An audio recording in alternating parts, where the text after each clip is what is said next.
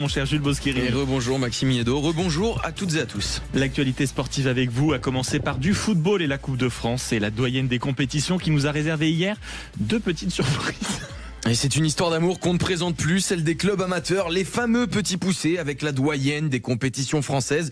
Et comme chaque année, on n'a pas été déçus, Maxime. Et la surprise de ce vendredi soir, elle s'appelle l'US Avranches, pensionnaire de National 2, qui a éliminé le Stade Brestois, club de Ligue 1.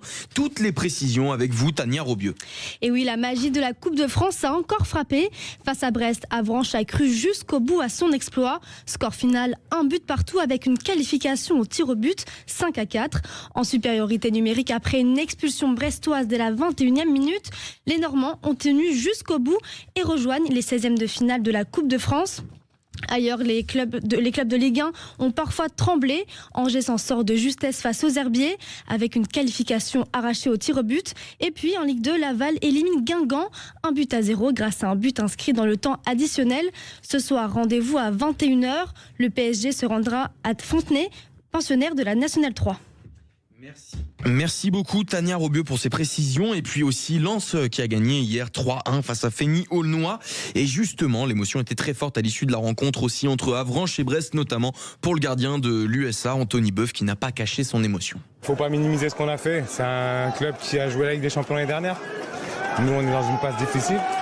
Mais on sait se sublimer sur ce genre de match. Et je pense que sur le match en lui-même, on a montré qu'on était une équipe joueuse qui pouvait rivaliser. Et je pense que sur la fin du match, les 2 équipes se regardaient et voulaient aller au pénalty. Et c'est un domaine que j'affectionne. Et du coup, ouais, parce qu'à 38 ans, c'est... De revenir comme ça, j'ai galéré l'année dernière. Voilà. Beaucoup d'émotions dans les mots du gardien Anthony Boeuf. Et parmi les autres rencontres de ces 32e de finale de la Coupe de France, aujourd'hui, Lille se déplace chez le Lusitano Saint-Maur à 15h30. Toulouse affronte Lyon-la-Duchère à 18h également. On espère bien évidemment de nouveaux exploits de nos clubs amateurs. Et on passe au rugby à présent, mon cher Jules, puisque c'est le retour du top 14 après 2 semaines de Champions Cup. Et c'est une 12e journée de championnat qui promeut. Et oui, Maxime, elle commence avec du très lourd cette 12e journée. Le fameux derby entre le Stade Français Paris et le Racing 92.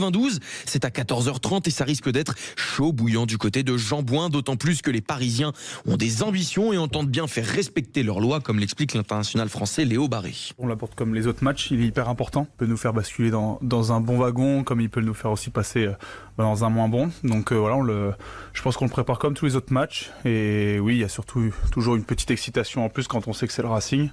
Et quand on sait que aussi, quand on regarde je crois les 9 derniers matchs, on n'a gagné qu'un à Jean Bouin contre le Racing. Donc c'est une petite excitation en plus. Et puis à partir de 16h30, vous en avez l'habitude sur Sud Radio, la radio du rugby, le multiplex, le fameux avec ses 4 affiches. Montpellier reçoit Castres, Bayonne se déplace à La Rochelle, le promu Montalbanais accueille le leader Pau et Perpignan affronte Clermont. Enfin, place au triple champion de France en titre à 21h05. Toulouse se déplace sur la pelouse de Gerland pour y affronter Lyon. Et le Stade Toulousain n'a plus gagné depuis 8 ans à Gerland et arrive donc à Lyon avec l'envie de stopper cette série noire. Ça tombe bien, Laurent Thuéry, coach de l'attaque, attend une réaction de ses joueurs après un match qui a posé question à Glasgow. On a pris le temps de bien analyser ce match de Glasgow, de bien analyser cette équipe de Lyon et de vite travailler les choses qui nous ont manqué, notamment sur ce match en Écosse pour rectifier le tir et répondre aux forces de Lyon. On sait que ça va être un match très, très compliqué, on n'y a pas gagné depuis très longtemps, donc on a mis le focus sur nous pour corriger tout ce qui n'a pas été, en espérant montrer un meilleur visage sur l'ensemble des 80 minutes. Stade Toulousain qui se déplace donc à Gerland pour y affronter le Loup, c'est ce soir à 21h05. Et puis un mot de ski, c'est la saison, direction les Alpes pour la Coupe du Monde de ski alpin, rien que ça. Tout à fait, Maxime, direction 2 stations pour cette nouvelle épreuve de Coupe du Monde. On commence avec la descente des femmes qui a lieu du côté de Val d'Isère à partir de 10h30. Et puis à partir de 11h45, on ira du côté de l'Italie et de la mythique station de Val Gardena pour la descente hommes. Et figurez-vous qu'on a un peu de temps, donc peut-être un mot de biathlon pour terminer ce journal, mon cher Jules, parce que c'est une épreuve que vous suivez avec attention. Et comme pour une fois, on est parfaitement dans les temps, je vous le recommande, allez-y. Et oui, Maxime, la Coupe du Monde, là aussi en biathlon, à Annecy-le-Grand-Bornand, avec le 10 km poursuite pour les femmes et pour les hommes. Les femmes, ça débute à 12h15, et puis place aux hommes à 14h45. Merci beaucoup, mon cher Jules Boscherini.